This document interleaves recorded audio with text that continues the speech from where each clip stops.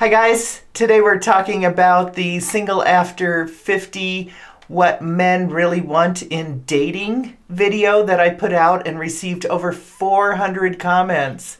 You guys have a lot to say, so let's talk about it. There seems to be some recurring themes and conversation about some of those reoccurring themes because men aren't the only one experiencing these things. So let's get started. I have all kinds of replies. Guys don't like the dating, they like the enjoyable counter person that makes being together better. It's that simple. Stop overcomplicating it, women. Another one is, how about a woman who has the discipline to take care of herself? Even after 50, men are still sight activated. Men over 50 or already 40 generally seek easy, predictable, harmonious life. A such man definitely doesn't want a dramatic woman with a short horizon who creates issues out of nothing and who tries to pursue her goals by manipulative ways. Let's talk about that for a minute. You know, some of the problems that we have with each other at this point in our life and that worry us about getting into relationships, even friendships, are really about the roles and the expectations that have been kind of dropped on us from previous generations. You know, it was just 100 years ago that men and women were marrying for financial gain. It worked both ways, and that was part of survival back then. So now that we have this equality, it's almost been pushed to a little too far. I found a term, empowered isolation. Yikes. Empowered isolation. That's what we're living in. And going through these comments, it feels like that isolation is becoming prolific through our world. And as seniors, we really need to not be isolated. We need to not be lonely. We need to be active and creating our own safety net because there isn't a safety net out there for us. The only one we had, and it kind of worked for a while, was marriage or coupling.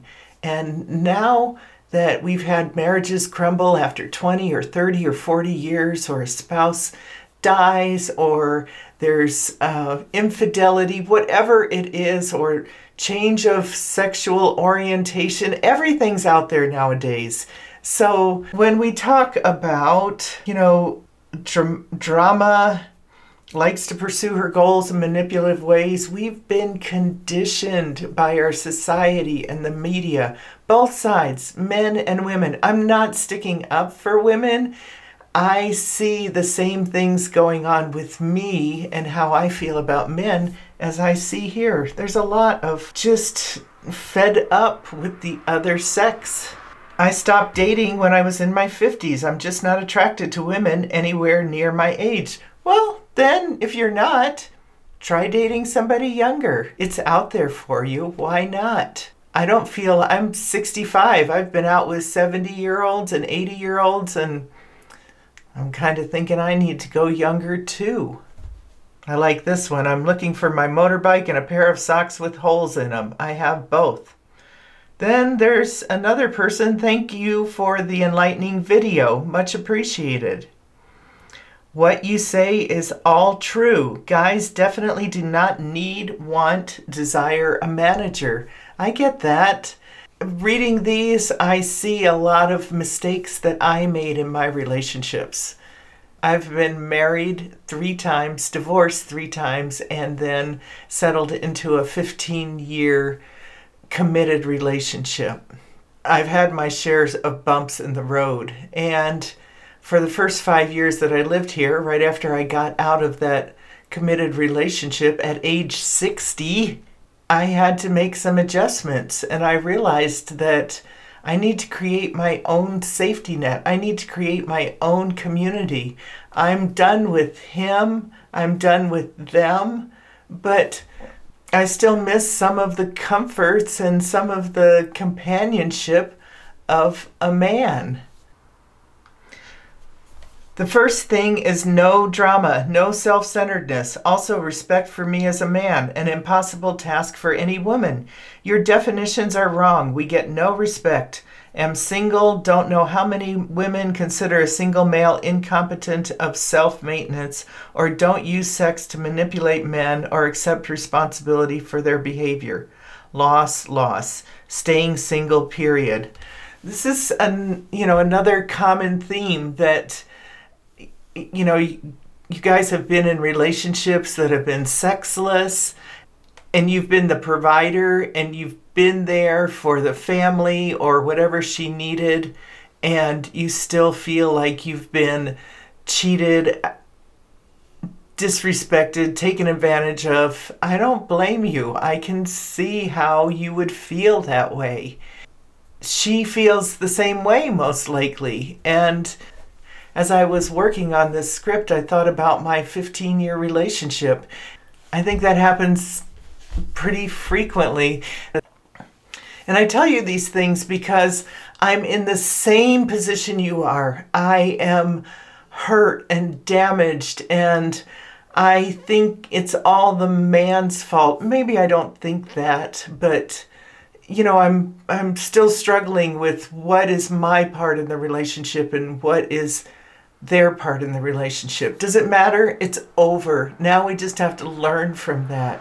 They made mistakes and I made mistakes. Both of us. In fact, my second husband, the German, he and I got together at the end of it and apologized to each other for the things that we didn't know, for how we treated each other when we didn't have a better option. So I think single men at this age just want peace of mind, either because they've already burned themselves trying or they're just tired of the victories of feminization. Again, back to this empowered isolation or this empowered strength of women. We are conditioned. We're conditioned to be beautiful and spend all this time beautifying ourselves because you're attracted to looks, when probably most of those things we work on are just for other women. I heard another joke one time. What are men looking for in the shape of an eyebrow? 2. Pretty simple. You guys are so simple, yet so complex in what we don't know about you. Financially independent. I am tired of being a caregiver. I get that too. And that's another society thing. It's a leftover from those 100 years ago when we were marrying for financial strength and survival. The man went out and got the money and the woman stayed home and took care of the cooking and the cleaning and the kids, and now we have services to take care of cooking and cleaning and kids, and now they're coordinating that, and that may not seem like a lot to you. And in some cases, maybe it isn't. Maybe you just had some woman who just sat on the couch all the time and ate bonbons. That does exist. Just like there's men who refuse to go out and work and make a living and support their family. It works both ways.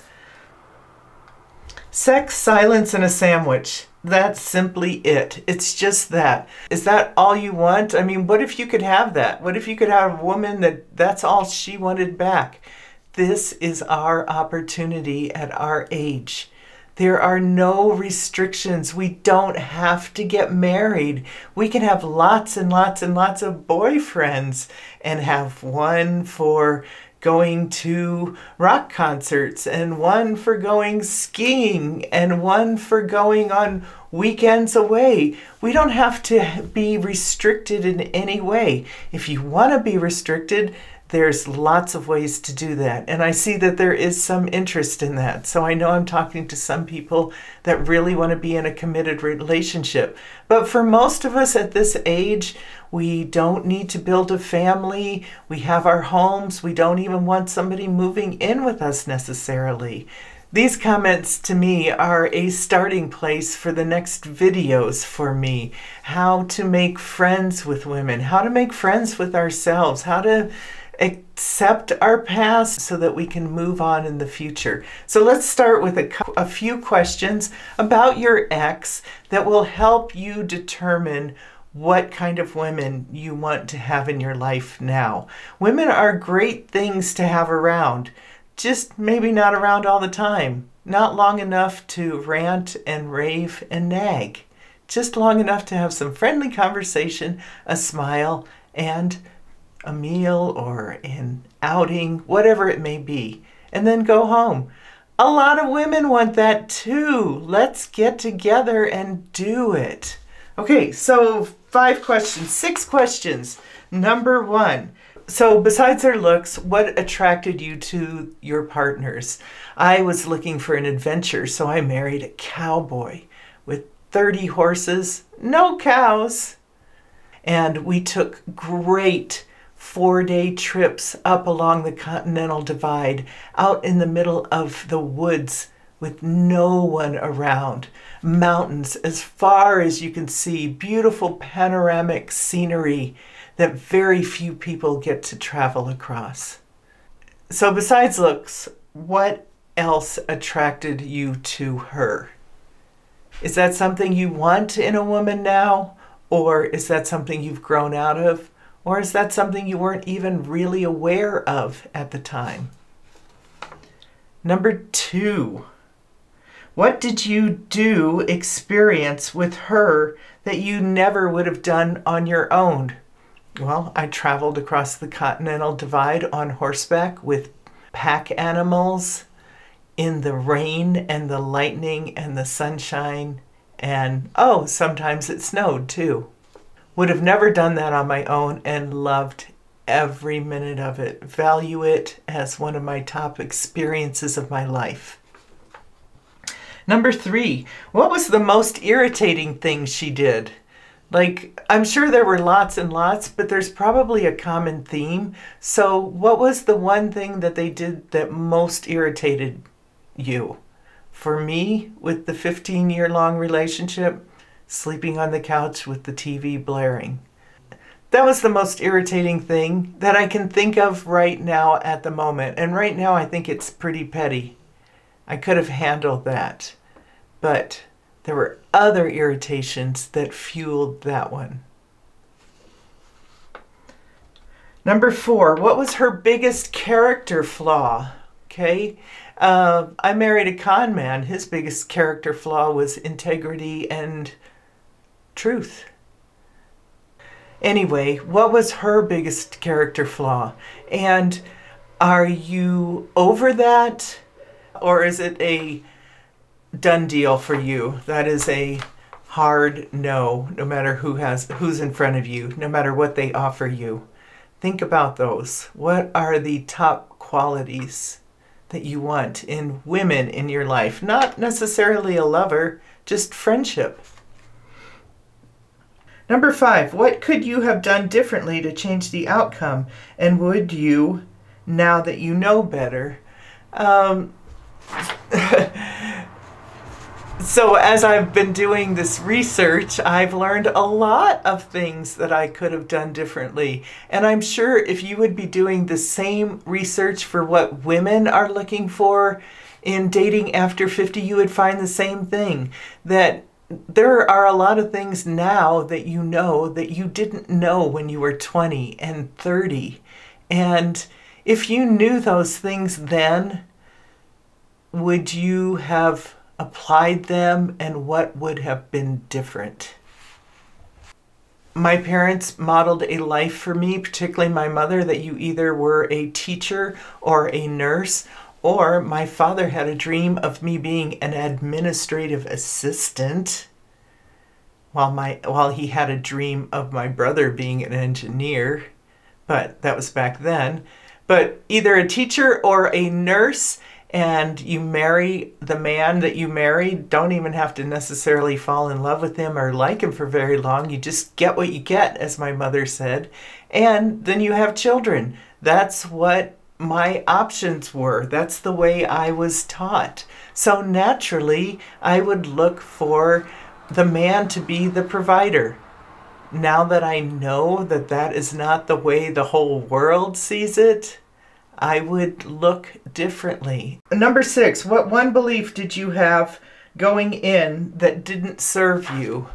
I had a very romantic belief about relationships, which I'm sure is pretty common for women. I've watched the show Say Yes to the Dress. I've watched Say Yes to the Dress, that program where women are looking for their wedding dresses. I've watched it for hours trying to figure out what universe they're living in, that this dress, yes, it's important, but it's like gonna just ruin their whole world if they don't find the perfect dress and the one that he's going to think they're beautiful in.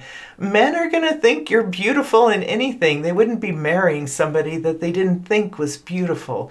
I look at that and I think about, what beliefs we come into marriage with that we're not even aware of. So consider those. I really appreciate all of your comments. Thank you so much. I am becoming a better woman because of them. Thanks for joining today. Let me know what you think, and let's continue the conversation. See you next time.